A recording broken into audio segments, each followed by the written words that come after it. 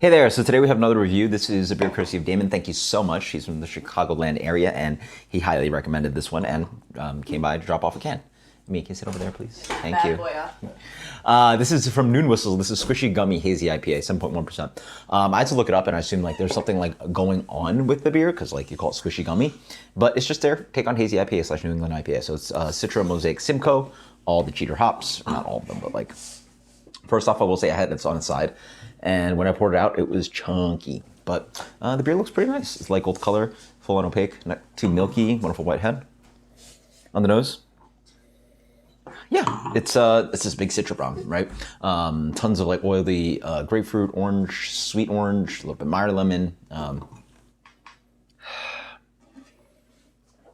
little bit of tropical. But you know, actually, it's a really good comment thinking about it.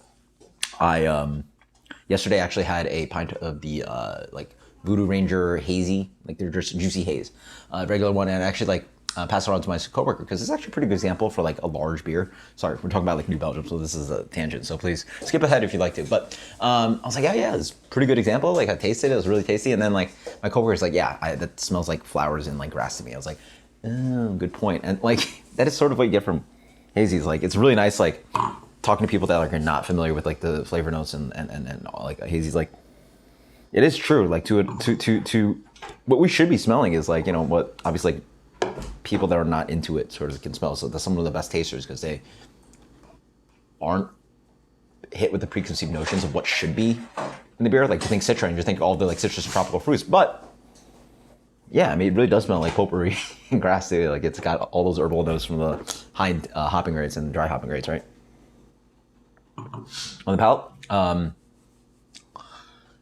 yeah, pretty clean. Reminds me a little bit of the beer that I had yesterday. Obviously, the New Belgium has to be distributed, shelf stable, all that stuff, so it's definitely not as opaque and hazy. Doesn't also have that like silky, creamy mouthfeel. This one has that kind of like oat wheat thing in there.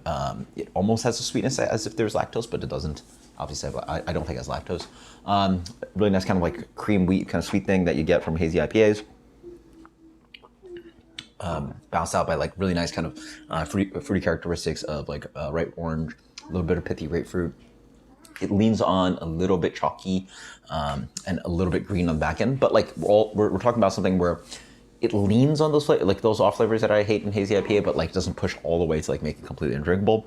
On the back end, there is a little bit of that kind of like drying tannic note from the polyphenols. But yeah, I mean, arguably it also tastes like a glass of like potpourri water. Like it's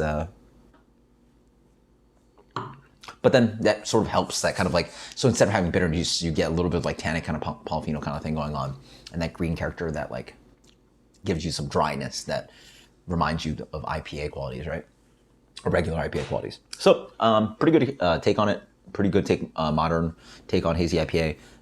Not overly fruity, but like still noticeably some amount of that citrus flavor and some tropical. I get a little bit of like fresh pineapple and maybe a little bit of light melon character in there too, like a little bit of cantaloupe.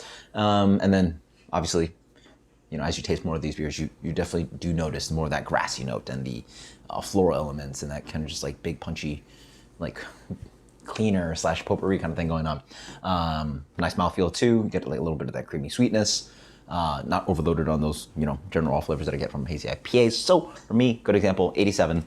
That is Noon Whistle Squishy Gummy Hazy IPA. Fantastic stuff. Thank you so much, Damon. Until next time. Cheers. Later.